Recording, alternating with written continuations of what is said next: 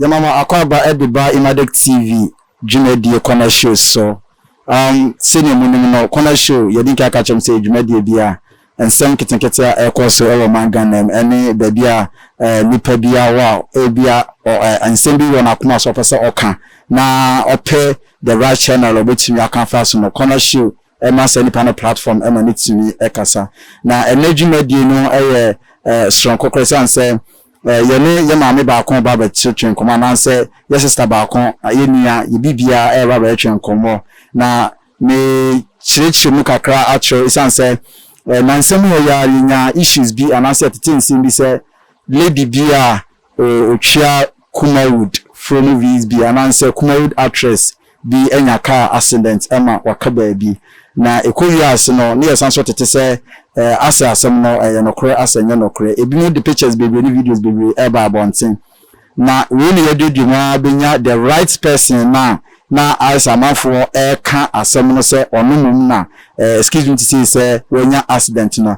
say aba betunu but say ne be mun doubt ye ni ade na e was say yitini bopri no ankasa kanyen sampa eyo no na mafo ka no ho asema na say ono na mafo ka no na yebia no dia na chese eyo no na wenya course bi ense ne na ma yabi pie enu enede ya ye ne no eba ba etwen komo enti ye nsem rekwa na yebebo apri ye maame na ye ne no atwen komo momi mi pa chaw Imadek TV ananse Corner Show Jumedie so ye ma akwa ba mi pa chaw meje so se bibia boko nyame adom me ho ye na we nyame adom ye ho ye pa momi we de ye nsem rekwa anye bia no odipa ene ehin na wankesa ofri na ede adwuma na wo ye me pacho me dinyankasa de within the Victoria Mensa me frita chimenzuta okay na momi pacho adwuma be na wo ye amafo edinu na Ghana fo edinu adwuma me ye de me ka say me ye Kumawood actress me ye sini mommy we dey nti ama enede yetumi abo apin won se yenya ntie bi se lady bi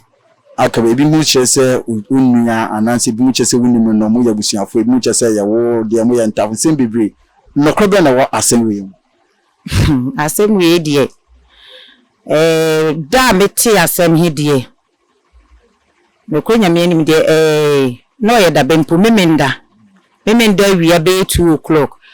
Ninya ko madam fu bi frɛ me say wo frɛ me anu obusam say beboni ma wo hi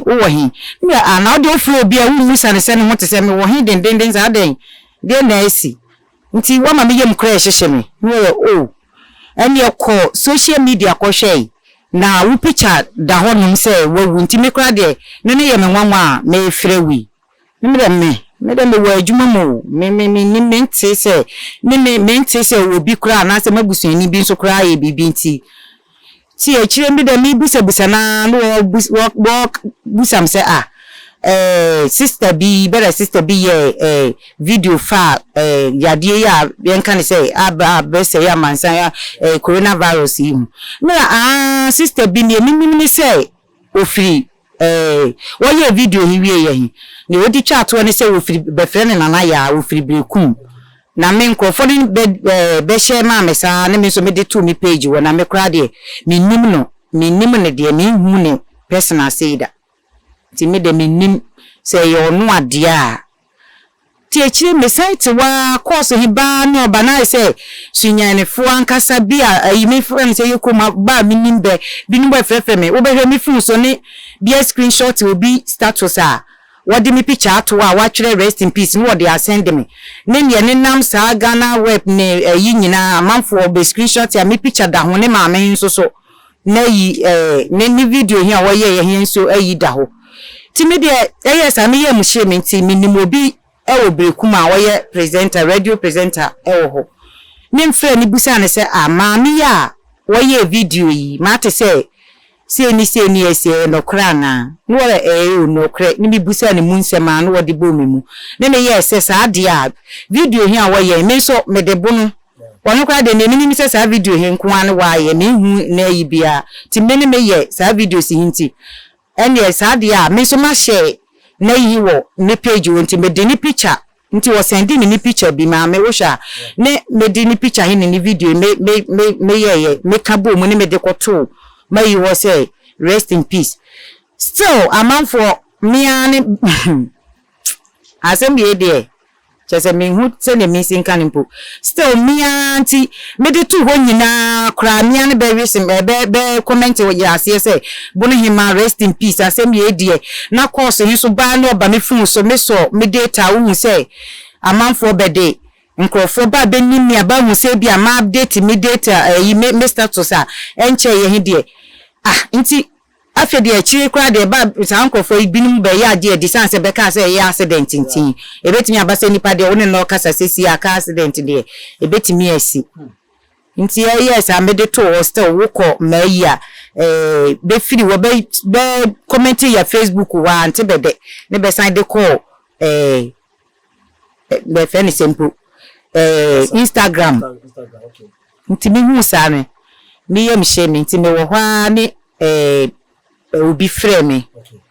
me fan say am say BATV manager say no frame me group bi a wo wom sebede yi tutuma de ma mkrofo frame sa course ami nya ne no ka chem say ne bra Facebook live ne mkrofo hu say e bi anye wa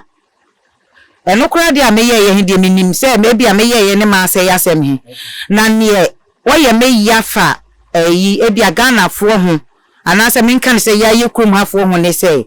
asem bi say yesi a men fan say bebre ni men wo de busa say ya wutimi fa nkofo abenwo kom ha bebre ni hu say be de me screenshot ya ba wutimi say obi e bia minni number anasa oni de ni me anasa what say mawu he de wo mpem musa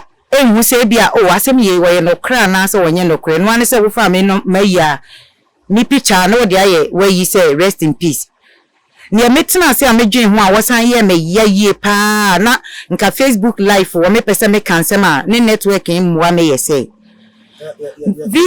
mi nchowa no yeguso na bono hema twetwen komo na asem na asi no arehuye enya asem kitisanse otiase a wuye na ye declare say wewu na amanfo kansem amanfo comment nsema eba enti say won show obi kra because we no picture ntino o share na adwe say o ye sama kra mpo na wide wo hu me ametie personally Imadek TV ye hu me hu video no anam ka so na onye bono hima isanse tama lady ni yes video no na ye wa kra me ye adwuma bi wa kra enti no me hu ye no me hu say enye bono hima because video no ye no koboni di say friend na ya enti kan anya hwe kra na nka osanka amanfo otimi ye but otia otu say ade na ha bono hima pa anya asem keto enti bono hima te say ne wo ka no o kire say how to the extent say ka person can say bi ensem bensa oh media ni ha me ne say me ka ne say do me wo fans me wo nkrofo a be do me nipa de Bible kra ka say nipa nyina do wa due na nipa nyina so tan wa ti me ka ne say me wa adofo ne ayi na ni o ye me ya ne say bia wate asem a wunya hu mi asema me ka wo ma mi twa so me ni e me ya ne say ade ntia ni videos de me ya nka nkrofo emphasize videos hin men kan say ye ho abonfo ade a me ya say onye ayi kra na men fa say kasa hin a me kan keke hin sanse nkofo bebre ya ho a me start this video wo share comment bebre bia ho a won te sa kasa yi won te bono kasa da obusa say na abek kasa yesu so firi hin na bia kire say bia say nti nka efe say nka media ka men fa say me videos hin eno enko kese na obi mfrem say mahu wayiye ya hayo mahu say nso meka ne say ba benya abonfo te sa asantefo mfantefo ne other tribes in beni je bitimi frem wutimi say say nipa ye onye we budi obi frem ya me mfantini o mi firi ha na wokasa an ye me de me pe wasempa yire wona bi frem buni bi meka ne say makoma gbenka say bi frem dade but Nya me ya ne say adenti ni videos nya metiase a meye he ni nkwa akire enche ne say nani mampanifo ka say busunya dofunu na say namfofo dofunu mera yetiase ni nka nipa he ya ade aka mi hu ne say yemmoa no na ade a wo ye he enti me enko akire danse e bia nipa hia wu awie he me wu wie ye me hye me ka ne se be ma wu ka me wu wie ye he de me wu ne se nka ma wie be ba pa sanse ba bia ma yi kika koduri me de me fu so ba bentimi screenshot an kire me ne nkrofo abede me aye rest in peace ne Facebook betimi me ni ba bia benyinya me pictures binum firi ya betimi twetwe ya abede maami ayi ato ho me meka ne se echese enya me maami ti wei sebio me kan se when you 43 years there me tie me nim de me for sa 40 kura me nuru ba bia na me de 3 he kura ba be so ti me nim de enti maami yo da we pictures nya ba be de toto ho be hwe maami anim ne mea se be ne yese nti maba life abekan me bekan ye kura ne akiri asem ye kura de wa ye de me ba life wie ni hu say yi kura de Ghana rep wo he say he fan yi ne nambo sa me pictures different ye hu an was screenshot no de akire me yes ahe chesa me de kwasi adahi kura me ndahi be tu he de nkofo frɛ me sa me nim sa agoro na me ye okay kakra na kwasi adan de me boss amane me aduane kura mentimi san say me dwene ho chese course ase me hu me bia mawu ampa na say me chese me hu ba bia me wo ma boss amane sa ne me kan asem no awe hu yi pa enya sankete utia bia be fa no track ke but asem no awe ho san say bono hima asem a wo kan nyina chese ankotia sia wo ye videos se unnim ni videos ni bia oko Bonahima TV ayo YouTube o de Bonahima TV YouTube ubon se otene shop yesi ya wo ya most times ne bi o ya no shop yesi pa na o ye videos a anya asem ketwa ye mu bidia na am say ye social media men aye guys and say we ye multimedia TV you know channel ntino ye follow no pa nti ye ta hwe no enti nanka otia se wu ye no na nka o sanka manfo share videos send more of the videos but no akwesa Ghana ha no unya wu a na ehu adofo na otiase na wo bread ya unnim obia ano obia ennin kai bia edema ebia oba wa say na we che se Bonahima awo fans and say oye popular but nanka otiase wu ye nanka ya me hu say ampasa nipa edono Bonahima ye nsa omre enti sesie ne krakra sembe na aka che Ghana fo isan se omama wa fa ha mu ye omama owra ahu ye pa anya asem ketwa but ne krakra no asembe na aka che Ghana fo a ne afede mo hu se unwu ye isan se say na 3 days mi hu se Adom TV na mu ye news no so kaya we first video a obeye after say sister na ye oba live ebe ye video anyimre bisa na obeye sa video ko share Facebook nko a ekeka ko be almost 100,000 viewers sa video na Adom for edebabe ebe kire se lady na ye kese wewu no wa babo nta be kese onwi ebia na obi anhwe Adom otia YouTube ama for show Facebook Instagram Ewemadek TV so wo mo we bu kire okrakra asembe na akache Ghana for mbe krakra de asemi kura de manke bikra binom kura ne beyema ni bufu kese tama me ba life ya me kasa ya ka ye dimi eduru ba bi because ni patimi ya de ma ni ye nipa ya obetimi frew obi wo wa me ni pese me bobi adin nipa en frew a e bia nipa sumasi wunie wo ka say pe no akate no metimi fresh back say me busa say e bia die ni wate ana say adenti a wo frɛ me say mini a me ka say aya wakati na say wo hwehwɛ say obi foforo mfa no nka nkyerɛ wo say e bia Bonahima eni ho na say eni asi in fact meti a me ye cross we ye me ya pa sa de hu die ama ma hu say sa asasi so we say nipa do funu nipa do obi a wewu kyɛn say wo te ase na ne meka nyina ne say do binum ba be yes ahe nso me wo binum so a ba shemi nkuna bebe say oh ye danyame ase say nya wo bitimi frɛ menya fa bi wo kra menim no wo frɛ me a call idos mentimi amfa otimi wo me WhatsApp number otimi ye audio ma me oh se sia ma be hu me hu atome maduane kra ama mani age bebere ama mahu say senia me di kan ye Bible kan say nipa nyina do wo adie nipa nyina so tan wo mahu say me wo adofo me wo atanfo madofo nyama me kra ba me hu senia ye ya me kra wo dwane ye wasana ba me hu ti meka ne meka che wiase afa na nyina ne say nipa te ase a nka mesere sɛ ade bi a nipa he ya sɛ nka ebeboa ebetimi aboa wo hwɛ ade a wo yɛ hina sɛ ebia ebetimi aboa bibi kakra nka mepɛ sɛ wo de wonni hye kra ya wo de beboa nipa no frɛ ne na hye ne nkra na wo hyia na kan kra nhyɛm sɛm kyerɛ ne so o wade a wo yɛ de wa yɛ ade yire ho na yɛ no onye nipa he de sanse me metie me won krofo bebre bitimi hyia me wotimi busam sɛ nti ade yɛ a wo yɛ wo mfɛre kasa yi kra wo kan nti wo de me de bi ya wa wotimi sɛ buni nipa wonya wone na okasa pɛ na obeka buni me no okasa na sɛ wo yɛ sɛ wo ka buni pɛ na aba na ma hya sɛ ma me nkɔ mfa ma ha o ai sɛ no anu kasa he won pɛ